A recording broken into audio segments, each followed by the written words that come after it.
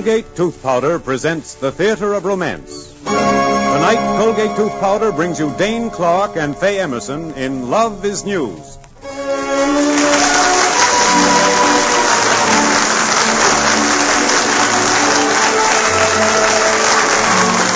Tonight and every Tuesday night, Colgate Tooth Powder brings you The Theater of Romance with your favorite stars and your favorite stories and plays.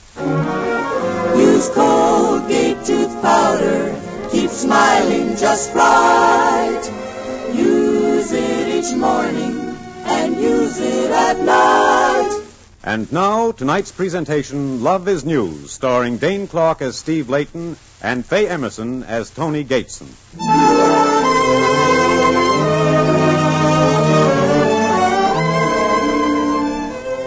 Love has been called almost everything under the sun, depending upon the mood of the person who was doing the calling. But only rarely since Adam met Eve has love been considered news, although it has occasionally made news. Well, we're going to tell you about one of those times tonight. Once there was a reporter named Steve Layton. This kind of a reporter, according to his boss. Steve, I've watched you develop into the best young reporter in New York. And believe me, I'm proud of you. And this kind of a reporter. I'm telling you, Jane, Steve Layton's the smoothest thing in town. I wish he'd cast an eye my way. Well, that'll give you an idea about Steve Layton. Now, the girl that made love into news was an heiress. According to the newspapers, this kind of an heiress. Tell Walter Lamb to get out to the airport right away. Tony Gateson's coming in on the afternoon plane. I want a front-page story on her. And this kind of a girl. You seen Tony Gateson lately, Tom? Put her in a sweater and she'll stop traffic. I hear she's engaged to a count or something or other. How do you like the luck of some people? All that dough and Tony, too. And now we want you to meet Tony. Well, we're almost there. How soon will the plane be in, Tony? About 10 minutes. I'd better get my things together. What are you tearing up? Letters, snapshots, anything I have that reminds me of my ex-fiancé, the blue-blooded moron. I think you were a bit hasty about throwing him over, Tony. He's very charming. Charming? Darling, wait until you come into Aunt Phoebe's millions, and every man you meet looks into your eyes and sees only your bank account. Wait until a lot of nosy reporters make a circus sideshow out of your private life. Just look at this paper. Tony Gateson buys herself a count. Tin Can Countess says American men are boors. Exclusive interview by Steve Layton. You never said that, did you? Why, I've never even seen the lying snoop. He got the interview from some maid that I fired. I never could understand why they call them gentlemen of the press.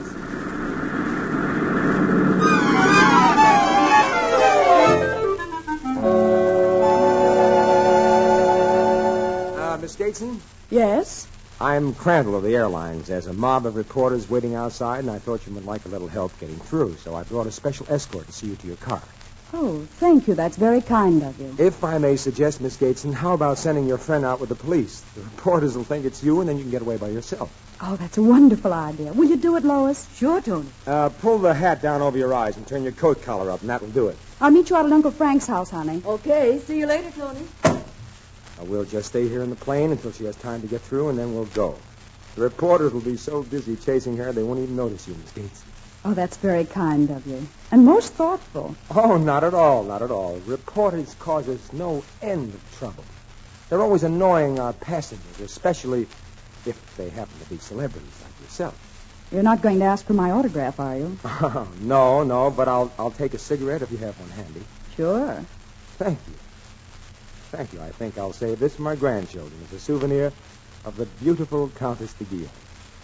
Well, if that's what you're saving it for, have a light. Hey. I've been reading about you and the Count in the papers. The Count? Let me tell you a few things about counts. Wow. I don't blame you for calling off the wedding. And the next man who puts a ring on this finger will have an American title like plumber, bricklayer, or motorman. Tony? What's the matter, Lois? You know who this man is. He's that Steve Layton, the reporter. And judging by the smirk on his face, he's tricked you into telling him plenty. Young lady, let me congratulate you on your excellent judgment of smirks. So, you're Steve Layton. Mm-hmm. It's getting a little chilly in here.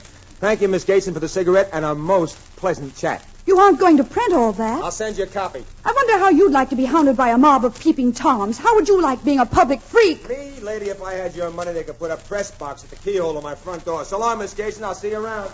Oh. What a dirty trick. Oh, I'll fix that Steve Layton. I'll make that interview the sorriest story of his life. Are those reporters still out there, Lois? They sure are. Well, call them in. Thanks.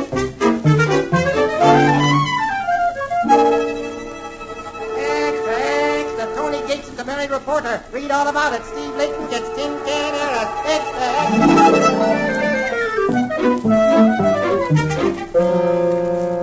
Good evening, everybody. Is that you, Layton? Good evening, Mr. Canavan. Did you like the Gateson story? Did I like the Gateson story, he says. No, I didn't like the Gateson story. What do you mean by phoning in a phony story about Gateson and that count? I never phoned anything phony. I got that straight from Miss Gateson herself. Oh, you did. And by what sadistic reasoning, by what stupid, short-sighted, imbecilic, diabolical thinking could you possibly let every paper in town scoop you on your own engagement? Now, wait a minute. Let's be reasonable about... My what? Maybe you'd like to read all about it in the Globe, or maybe the Times, or the Mirror, or the Herald, or even the Express. Give me that paper. Yeah. Stevekins, Layton. Lands $100 million. Tonikins. What in the name of... All right, read on. Humble scribe to marry Tony Gateson, the jokes Countess de Gio. I'll sue! Yeah. This is criminal libel. That little cookie just trying to pull a fast one to get even for getting that story out of her. Well, she's not going to get away with it. Here, wait a minute. Where are you going? I'm going to see a man about some arsenic.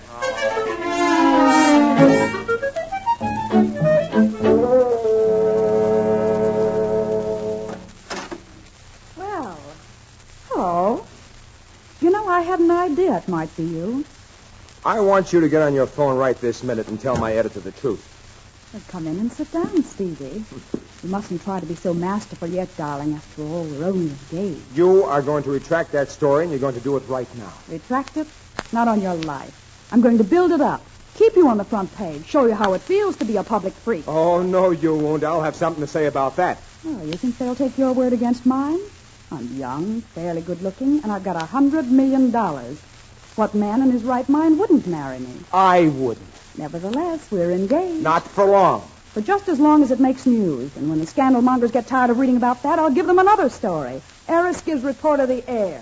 I've put you in the headlines, and I'm going to keep you there. You know, you are the most disgusting thing that's come into my life since spinach. You are a conniving, you're a lying little... Careful. Stevekins, watch your language. You ought to be burned at the stake. You know something, Stevie?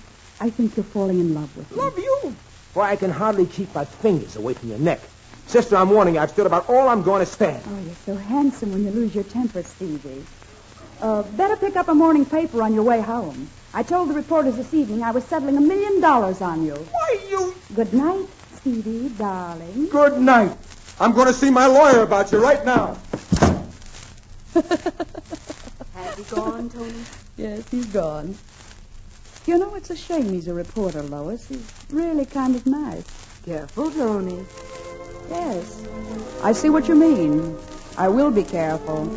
Not that I ever could fall in love with a reporter anyhow. Could I? Could you? Have you? That's the $64 question, darling. I'll have to think about the answer.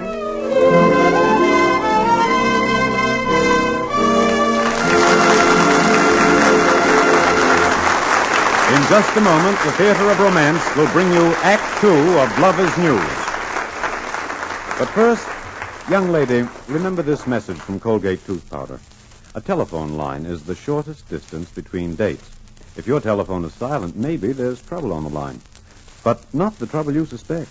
No, what keeps the boys from telephoning you for a date may be that little breath of trouble. I mean unpleasing breath. But really, you don't have to let this breath of trouble rob you of romance. You can do this. Brush your teeth night and morning and before every date with Colgate Tooth Powder. For Colgate Tooth Powder cleans your breath as it cleans your teeth. Yes, night and morning and before every date. because scientific tests have definitely proved that in 7 cases out of 10, Colgate tooth powder instantly stops unpleasing breath that originates in the mouth. As for cleaning, no dentifrice at any price will clean your teeth more quickly and thoroughly than Colgate tooth powder. Remember the name, Colgate tooth powder, with the accent on powder.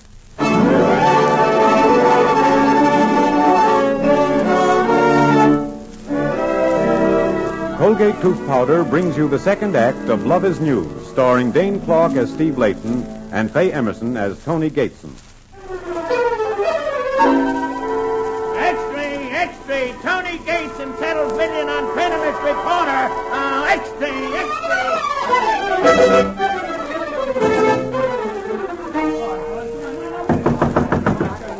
Who's there? Huh? All right, wait a minute, I'm coming.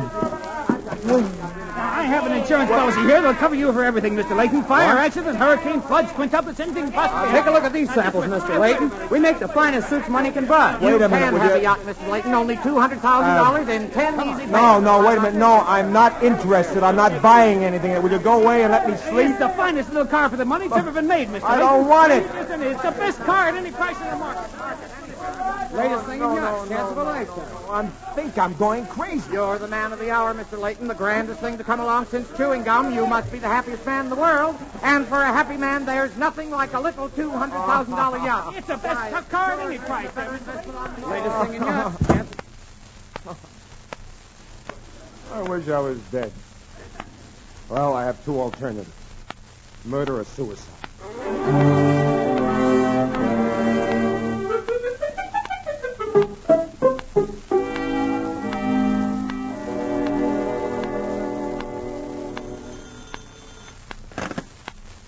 Death House, Layton speaking.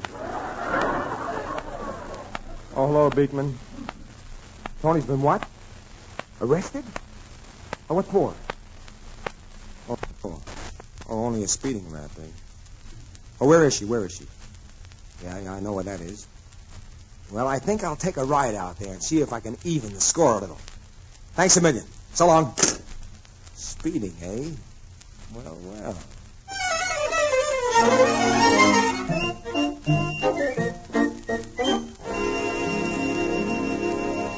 Oh, do you no good to talk to me, Mr. Layton. She's in jail, and she's going to stay there. But, Your Honor, do you happen to know that Miss Gateson is one of America's richest heiresses? Don't care who she is. She's staying 2 days in jail, and she's getting fined $25. She is the niece of Cyrus Nefri, the railroad king. $50. The more you talk, the worse it'll be for her. Your Honor, her ancestors came over on the Mayflower. $100. I'll take this to the Supreme Court. Oh, you will, eh? Hey, Joe, bring in the prisoner. Yes, sir. You big city shysters can't tell me how to run my court. She's going to get 30 days in jail. Who is? You are. Evening, Miss Gateson. Oh, but that's ridiculous. I don't care who you are, who your uncle is, or what shipping line your ancestors founded. You'll get the same treatment as any other criminal. 30 days in jail. So long, Miss Gateson. You aren't going to let him walk out of here, are you, Judge? Why not? He hasn't done anything. Not done anything? Why, he's one of the most notorious criminals in the world. Oh, don't be silly. You won't get away with that. Isn't he your lawyer? My lawyer? Certainly not.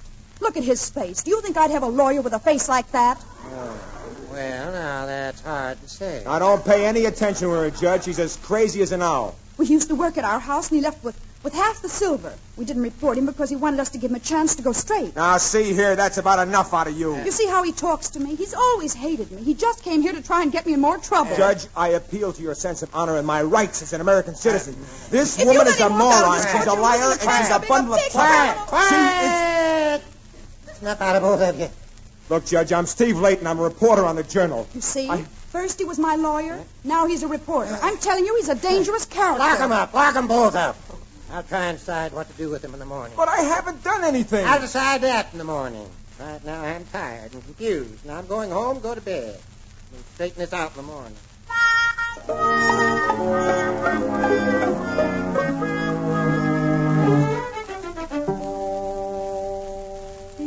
If I had the wings of an angel, over these prison walls I would fly. You don't mind if I sing, do you? I certainly do. It isn't in my sentence. Isn't this cozy? Having cells right next to each other. Coffin's cozy, too, but who wants to be in one? I got the judge to let me phone a couple of the papers. I said you couldn't bear the thought of our being separated, so you had yourself thrown into jail just to be near me. That was charming of you. Oh, I gave you a break this time. I phoned your paper first. Oh, thanks. You hate me, don't you? Oh, no. I merely loathe you. It's too bad we had to be enemies. We might have made a lovely couple. Not us. I never do my slumming on Park Avenue. You're contemptible. Well, you're no prize package yourself. All right, you can both go home. Home? Why, Judge, we were just beginning to get settled. Your lawyer's here with a writ of habeas corpus, and I got his paper on the phone. They said they'd take the responsibility for him. Oh. Why'd you tell me he was a criminal? Yeah, go ahead, answer that one. Well, I'll tell you very honestly, Judge. I just wanted to be near him. Yeah. You see, I'm in love with him, and I thought I might have a chance to convince him of the fact. Suffering catfish, here we go again. I ought to charge you two for using jail for courting purposes, but I'll let you off this time. Oh, thank you, Judge. Can I give you a lift home, Steve? No, thanks. I have my car. Well, I'll be seeing you. Not if I can help it, sister. And, by the way, I wouldn't go any further with this little marriage gag if I were you. Why not? Because I am marrying someone else in the morning, and you don't want to look any sillier than you're going to look, do you? You're not. No, well, read about it in the papers. I'm sure they'll have all the details, everything I do seems to the news now. Goodbye, Miss Gateson, and don't think it's been pleasant. Oh, Steve. Steve, isn't there anything I could do to help make up? Yes, there certainly is. Stay away from me. You've made me the laughing stock of the paper, the town, and the whole country. And having achieved that, you ought to retire into your smug satisfaction. Now, as far as I'm concerned, I never want to see you again. Do I have to make it any clearer? Certainly not. You've made it perfectly clear.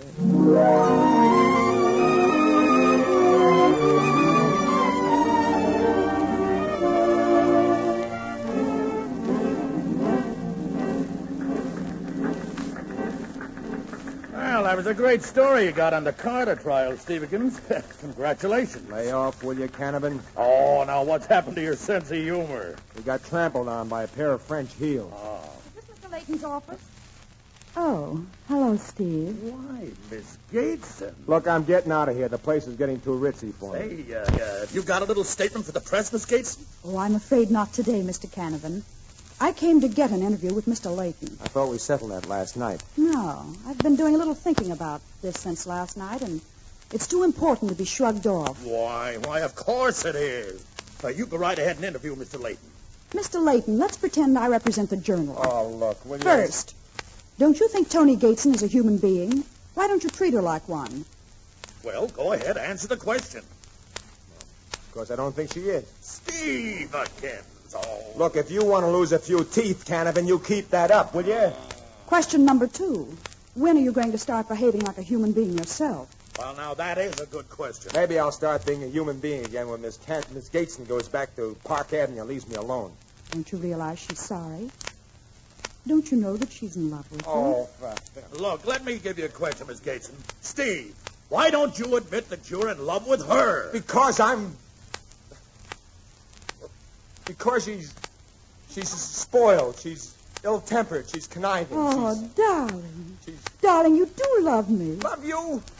Didn't you hear what I just said? I said you're bad-tempered, you're black-hearted, you're an unpleasant little witch. Oh, but you do love me. Yes, of course I love you. And I hate myself for it. All right, why don't you marry her? Yes, why don't you marry me? Well, do you think you could be happy on my salary? Oh, I could be, with you. Uh-oh. Copy boy! Copy boy! Oh, I'm trapped. Oh, darling, this is the way it was always meant to be, from the very beginning. I suppose it was.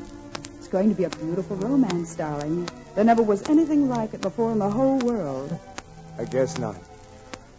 It certainly started the hard way. Now I suppose that fool Canavan will really smear us all over the front page. What for? You're not copy anymore, either one of you.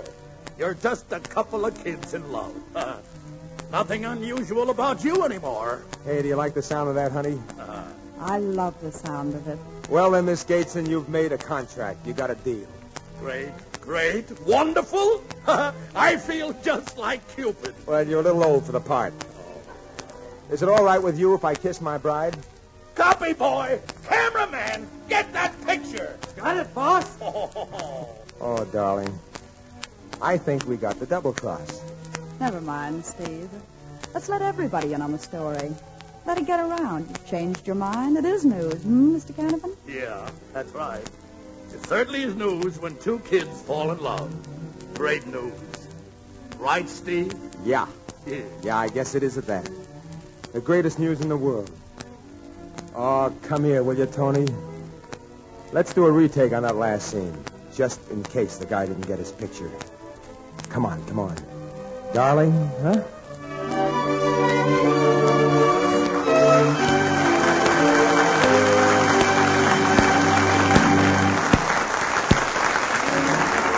Use Colgate tooth powder, keep smiling just right.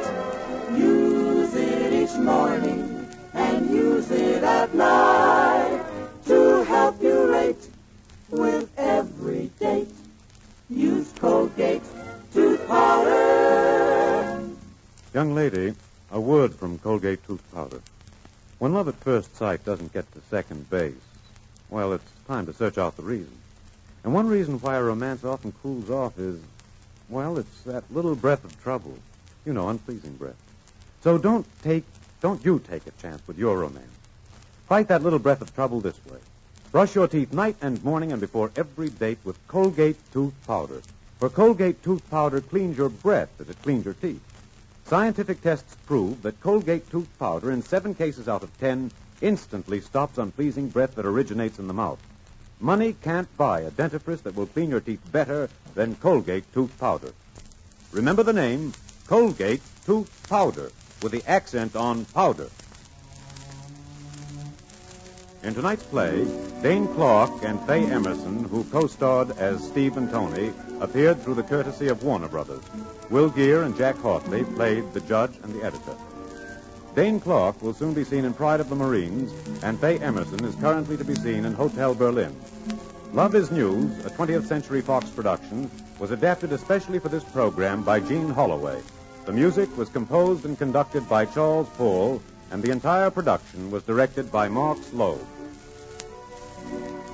Next week, your Colgate Tooth Powder Theater of Romance will bring you The Informer, the moving drama of a man bewildered by poverty and made ambitious by love during the days of the black and tan trouble in Ireland. Join us next Tuesday, won't you? Halo, everybody, halo. Halo is the shampoo that glorifies your hair, so halo, everybody, halo. Yes, use Halo shampoo if you want naturally bright and beautiful hair. For Halo contains no soap, therefore leaves no dulling film. The first time you use Halo, see how your hair sparkles and gleams with natural brilliance. How the deep natural color looks brighter, glossier. Even in hardest water, Halo makes oceans of rich, fragrant lather. Halo quickly carries away loose dandruff and dirt. Needs no lemon or vinegar rinse. Say hello to Halo and goodbye to dulling soap film. Get Halo shampoo at any cosmetic counter. So halo, everybody, halo. Halo shampoo, halo.